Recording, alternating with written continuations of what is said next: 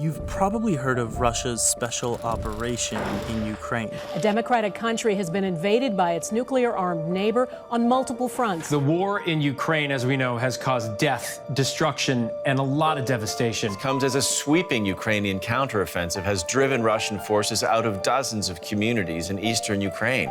Well, last Wednesday, in a televised speech, Putin announced a partial mobilization of 300,000 Russian citizens in the military reserves to be sent to Ukraine.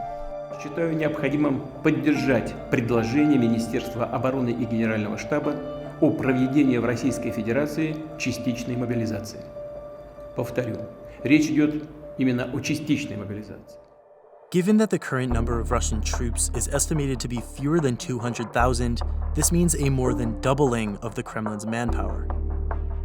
Putin also reiterated his point that the West has repeatedly crossed a line, with the end goal of completely disintegrating the Russian state. Putin believes this mission began with the 1991 collapse of the Soviet Union. How did ordinary Russians react to this quasi-draft? They took to the streets.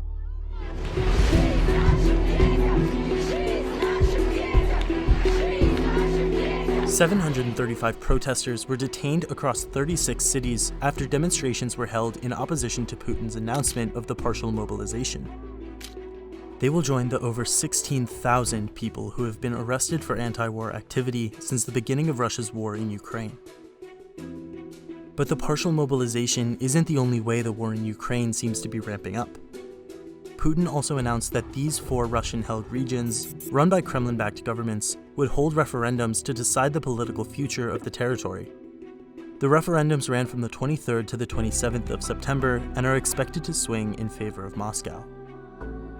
Of course, Ukraine dismissed the referendums as illegitimate, vowing to liberate its territory against all odds.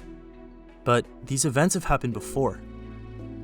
Russia used the same strategy with Crimea in 2014, which is now recognized Russian territory. Why is this so pivotal in the war?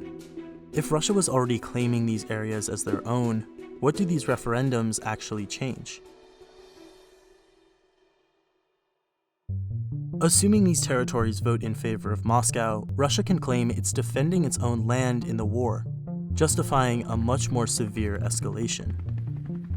Now, let's get back to Putin's speech.